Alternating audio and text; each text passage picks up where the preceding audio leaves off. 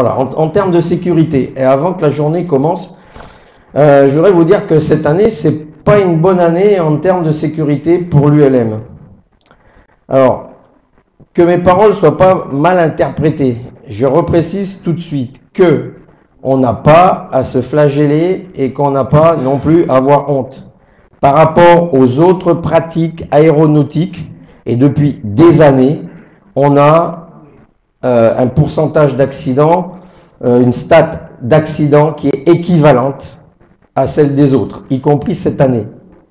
Donc, c'est à la fois heureux et à la fois malheureux. Malheureux parce qu'il y a trop d'accidents, mais non plus, il ne faut pas non plus qu'on dise « Ah, comme d'habitude, c'est l'ULM, ça ne m'étonne pas, il y a eu un accident ».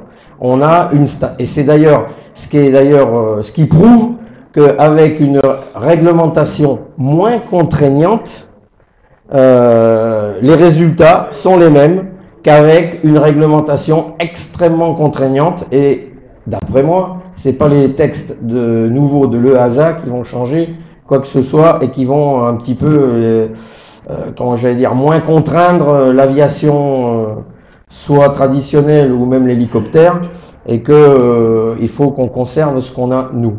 Donc, d'une part, on n'a pas à rougir par rapport aux autres, mais d'autre part, ce qu'on a aujourd'hui, c'est absolument pas satisfaisant. Et quand en plus, et je pense que ça va être un des thèmes de la journée, on voit la nature des accidents, d'une part, c'est pratiquement de même nature que celle des autres pratiques, hein, notamment l'aviation légère. C'est quoi? C'est le mauvais temps, on y va quand même, et on se paye les arbres. C'est je vais faire coucou à mon voisin ou à ma femme qui est dans le jardin, on décroche, on s'écrase. Qu'est-ce qu'on fait encore? Alors là, oui, le radada. Voilà, alors il y a 2 jours, il y en a un qui s'est planté, il n'est pas mort. Mais enfin, voilà, il a pris une ligne électrique qu'il n'avait pas vue. Alors évidemment, mais s'il n'avait pas vu, c'est qu'il était ni en phase d'atterrissage, ni en panne, ni quoi que ce soit. Donc ça veut dire qu'il s'amusait en radada. Bon, il y a aussi ceux, et Paul est là pour en parler cet après-midi, c'est pour ça qu'on a créé un pôle montagne. Il y a ceux aussi qui vont en montagne, qui veulent rien demander. Voilà, alors, et puis qui se retrouvent piégés dans un fin fond de vallée. On en a quand même au moins 2 cette année qui auraient jamais dû se planter. Alors, je vais vous dire quelque chose qui va peut-être vous choquer, parce que bon, moi je suis pas pour les grands slogans là, le vol 2000, le vol 2050, je sais pas quoi, l'année sans zéro panne d'essence et tout, parce que bon, c'est des grands slogans, ça fait plaisir. C'est pas pour ça que c'est plus efficace. Ceci étant, si je devais sortir un truc comme ça, vous gardez ça pour vous, hein, je sortirais, par exemple, pour l'année prochaine, objectif 15. Alors, c'est un peu idiot, parce que ça voudrait dire pas plus de 15 morts.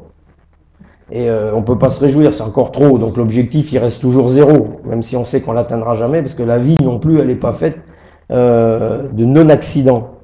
Mais cette année-là, on va terminer, enfin j'espère, parce que là, on en est à 30, 31, parce qu'il y a un Anglais qui s'est planté en paramoteur il y a 2 jours, et on ne sait pas pour l'instant s'il est identifié en France ou s'il rentre dans nos statistiques ou pas.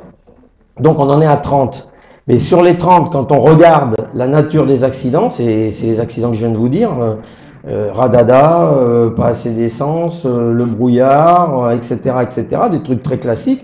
Ou alors, bon, un édito que j'ai fait il n'y a pas longtemps, la panne moteur ne devrait pas tuer, parce que où on a un parachute, quand on est vraiment dans des conditions, c'est vrai qu'en montagne, au bord de la mer, un parachute, c'est quand même très très utile compte tenu de ce qu'il y a en dessous. Parce que quand on nous dit il faut voler uniquement au-dessus de régions où on peut trouver une vache, je suis désolé, hein, il y en a, ou alors il faut faire 300 km pour en faire 20, ou on vole même pas du tout. Bon voilà, en montagne, c'est vrai que si on se contente de trouver la pâture qui va bien, on va pas aller très loin. Donc ce qui veut dire que le parachute, c'est une chose intéressante, et puis l'exercice à la panne.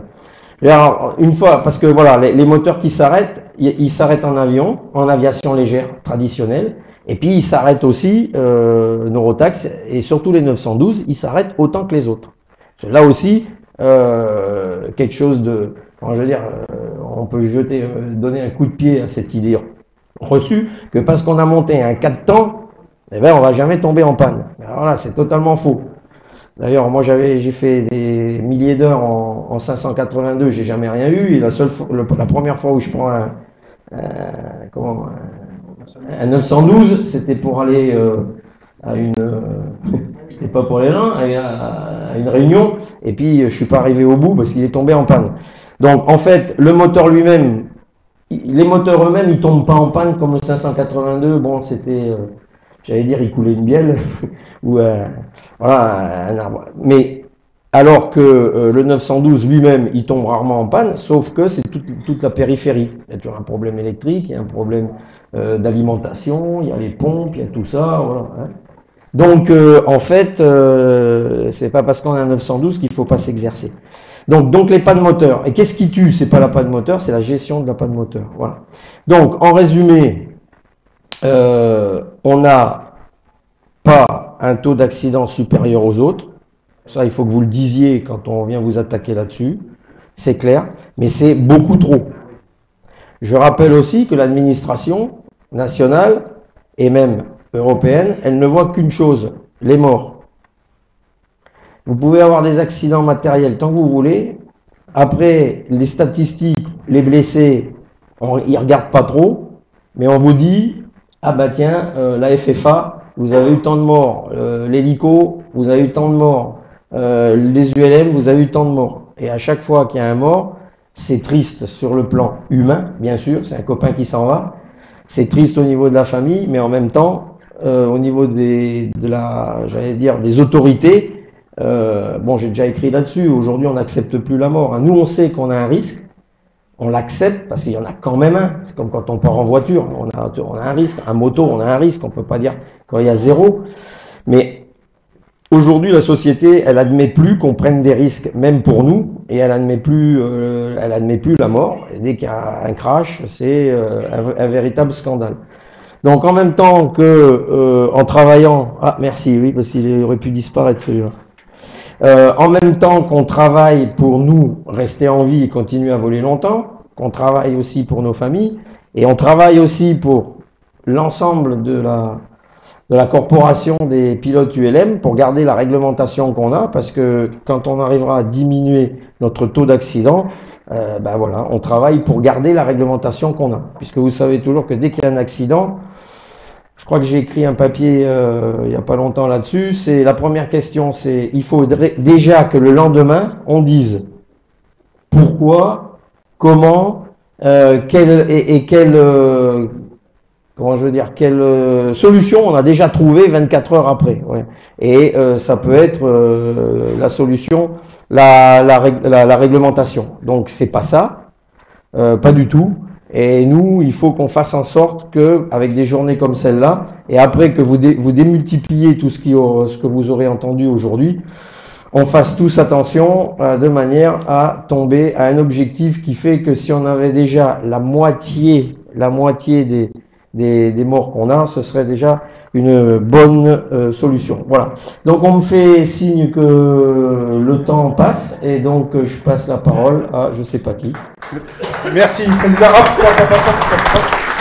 Alors juste une petite parenthèse, c'est que tout ce que tu viens de dire, c'est sur Facebook. Hein. Bon, voilà, ça sortira pas de là. Ouais. Je voudrais quand même dire, justement sur une note très optimiste, c'est qu'il y a une semaine, 15 jours, on a eu notre 14 millième adhérent. Voilà. Alors,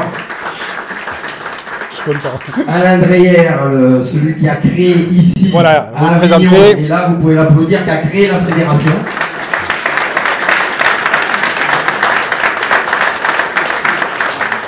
Il est parti avec quelques dizaines, après quelques centaines, après des tout petits milliers. Quand j'ai pris, moi, on était 4500 en 98. Et là, on a eu donc notre 14 millième adhérent. Donc, tu vois, le successeur d'Alain peut se réjouir du fait qu'on a quand même bien progressé. Et alors, ce qui est d'autant plus symbolique, c'est un jeune. On n'en a pas beaucoup. Pas assez, pas assez. On en a pas assez. C'est un jeune, et vraiment, on l'a pas choisi exprès. Hein. C'est ça qu'on a pris quand il est arrivé, le 14 millième. C'est un jeune qui est élève chez Bouchera, à Montpezat, et qui est né en 95. Et qui s'est inscrit avec son papa, et ils prennent des cours tous les deux. Voilà, merci beaucoup. Alors, on va essayer rapidement de rattraper le temps perdu. Donc, je reviens sur le programme. Mais non, c'est pas péjoratif. Non. Ça se rattrapera. Je l'ai dit. On en est où sur le programme? Pardon, le premier c'est Monsieur Delquier. Donc Monsieur